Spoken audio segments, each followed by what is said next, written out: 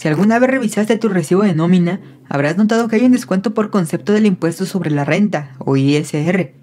Pues ese dinero es tuyo, porque se descuenta de tu salario. Lo que pasa es que tu patrón, en lugar de entregártelo, lo retiene y lo envía al SAT para cubrir tu pago de impuestos. Pero bajo ciertas circunstancias, puedes lograr que te devuelvan un poco de ese dinero. Yo soy Rofi, el robot financiero, y en la transmisión de hoy hablaremos de las condiciones para recuperar ese dinero que el SAT te debe, o como popularmente se conoce, recuperar tu saldo a favor.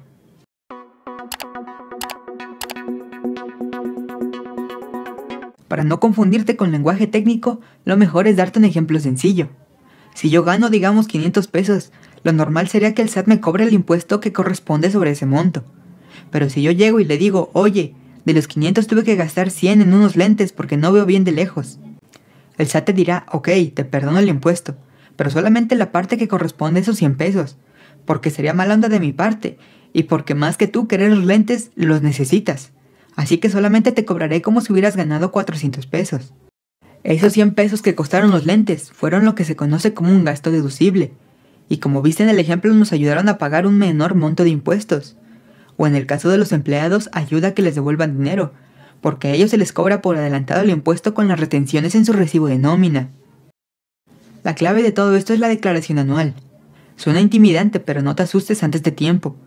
La declaración sirve para avisarle al SAT los ingresos y gastos que tuviste en el año.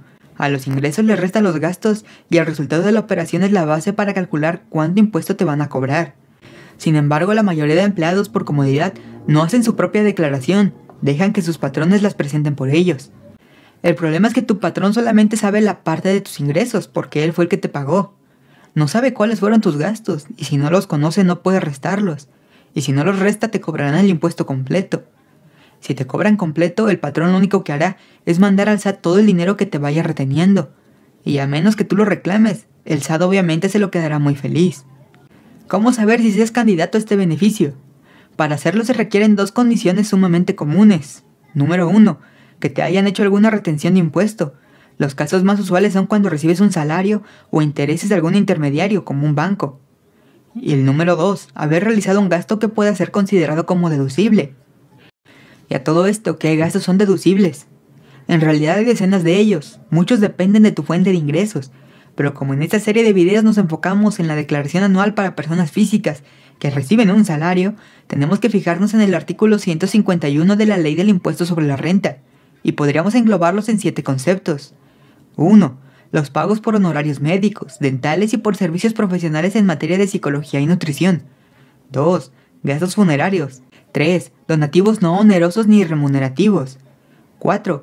Los intereses reales pagados por créditos hipotecarios destinados a la adquisición de vivienda. 5. Aportaciones complementarias al retiro. 6. Primas por seguros de gastos médicos. 7. Colegiaturas y transporte escolar. Claro que todo esto es mencionarlo a grandes rasgos para no abrumarte con tanta información, pero cada punto tiene requisitos especiales para también evitar que los contribuyentes quieran deducir a diestra y siniestra. Si tienes o tuviste en el año gastos que piensas que pueden entrar dentro de esta lista, puedes revisar el artículo 151 para ver requisitos y limitantes más detalladas. ¿Y qué características deben tener estos gastos para poder deducirlos? Como te imaginas, si el SAT te va a dar dinero, de ninguna manera permitirá que intenten abusar del beneficio. Y para asegurarlo, te pedirá que todo esté en orden. Los dos principales requisitos para asegurarse de esto son: número 1, que al hacer los gastos pidas factura. Y número 2, que hayas pagado con algún método de pago que sea a tu nombre. Puede ser tarjeta de crédito, de débito, transferencia bancaria, hasta un cheque. El pago en efectivo queda totalmente descartado aquí para deducir, porque ese no es sencillo de rastrear o comprobar de dónde salió. Fuera de eso, el resto de los requisitos y condiciones tienen mucho sentido. Por ejemplo, las colegiaturas solamente se pueden deducir para descendientes en línea recta. Es decir, solo son deducibles las de tus hijos. O para la cuestión de las primas de seguros, también solamente pueden deducirse si el beneficiario eres tú, o tu pareja, o tus padres, o tus hijos. Y también si ellos no perciben ingresos superiores a los 31.693 pesos con 80 centavos. ¿Y qué límites hay para las deducciones? El límite es del 15% del total de tus ingresos, o el equivalente a 5 UMAS anuales, que para 2021 queda más o menos en 163.467 pesos, lo que sea que resulte menor entre esos dos montos. Sin embargo, hay un par de excepciones. Los gastos médicos por incapacidad o discapacidad no tienen un límite. Los donativos sí tienen uno del 7% de los ingresos. Las aportaciones complementarias al retiro, un límite del 10% del ingreso en el año, siempre que no sobrepase 5 UMAs anuales. El valor de la UMA, de la unidad de medida y actualización, va cambiando. Te sugiero consultes el valor actualizado en la página del INEGI.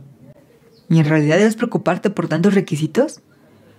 Puede ser que escuchar tantas condiciones, especificaciones y detalles te desanime un poco sobre la idea de hacer deducciones, pero ya en la práctica no es tan complicado, porque si un gasto es deducible y cubre los requisitos, aparecerá en automático su información en el sistema del SAT y se te hará el cálculo de la deducción.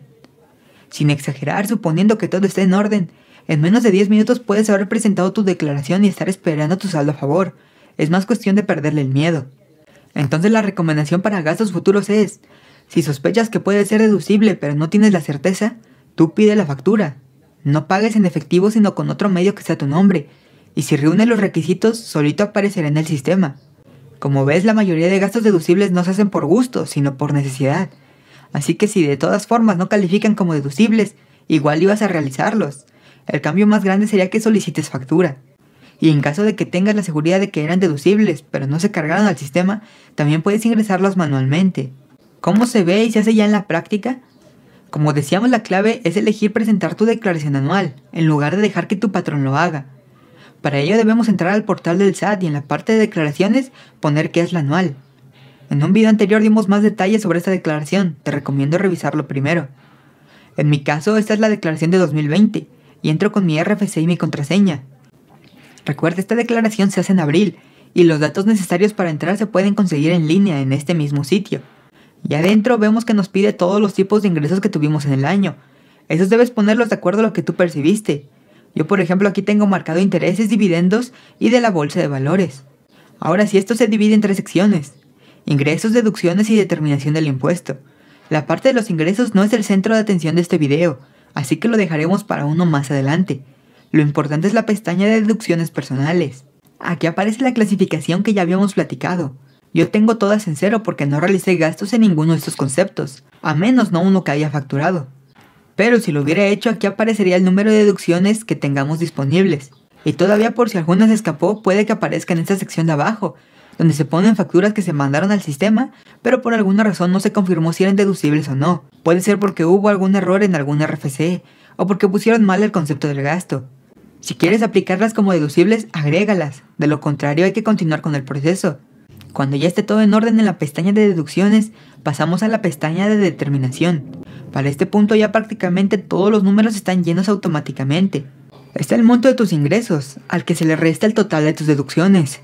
El resultado de esa operación será la base para calcular el ISR que deberás pagar, o aquí le llaman la base gravable. Pero más abajo en un renglón aparece el ISR que te retuvieron, ya sea tus intermediarios como el banco o tu patrón. El saldo a favor resulta cuando el ISR retenido fue mayor al ISR conforme a la tarifa anual. Si pusiste las deducciones, este debe ser el caso. En el concepto de ISR a favor sale el monto que te deben devolver. Abajo de esto te pregunta qué debes hacer con tu saldo a favor, si compensación o devolución. La compensación es que se lo quede el SAT como pago para futuros impuestos que le debas. La devolución es que te lo depositen en tu cuenta. Siendo asalariados, la opción lógica es la devolución, porque si nuestro patrón nos va a estar reteniendo el ISR correspondiente a lo largo del año, sería muy raro que le quedemos algo a deber al SAT para el siguiente año. Al seleccionar la devolución nos preguntará a qué cuenta nos depositarán, y la identificaremos con la clave, que significa clave interbancaria. Es muy importante que revises esta clave, que sea vigente y que sea de una cuenta que sea tu nombre. Si no te sabes tu clave para verificar, revisa un estado de cuenta, entre más reciente mejor. Tiene 18 dígitos y la identificas así, como clave, con B de bonito. Ahora sí, esa es la última parte de la declaración y procedemos a enviarla. Hay ciertos límites y requisitos del saldo a favor. Si el monto del saldo a favor no supera los 10,000 pesos, con la contraseña que se tramita en línea puedes enviar la declaración. Si resulta un monto entre 10,000 y hasta 150,000 pesos, también se puede todavía con contraseña, pero debes seleccionar la clave bancaria predeterminada que el mismo portal te pone. Si el saldo a favor supera los 150,000 pesos, lamento decirte que es necesario utilizar la e-firma o firma electrónica, que si no la tienes, debes asistir a sucursales del SAT para tramitarla personalmente. Lo siguiente es esperar a que el dinero llegue a tu cuenta. El plazo usual son 40 días, pero el SAT promete que si te previenes y haces tu declaración los primeros días de abril, se te devolverá incluso antes de que finalice el mes. Si quieres saber más acerca de la declaración y el tema de los impuestos en tus inversiones, acá te compartiré una lista de reproducción sobre el tema que irá expandiéndose. No olvides suscribirte y seguirme en redes sociales para estar al tanto de nuevos videos. Yo soy Rofi y te veo en la próxima transmisión.